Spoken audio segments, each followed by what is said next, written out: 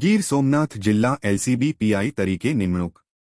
પ્રભાસપાટણ police સ્ટેશનના police inspector તરીકે ફરજ બજાવતા એમબી પટેલને ગીર સોમનાથ જિલ્લા એલસીબી પોલીસ ઇન્સ્પેક્ટર તરીકે નિમણૂક કરેલ છે, જ્યારે સૂત્રાપાડાના પોલીસ ઇન્સ્પેક્ટર એનબી ચૌહાણને પ્રભાસપાટણ પોલીસ સ્ટેશનમાં પોલીસ ઇન્સ્પેક્ટર તરીકે નિમણૂક અપાઈ છે।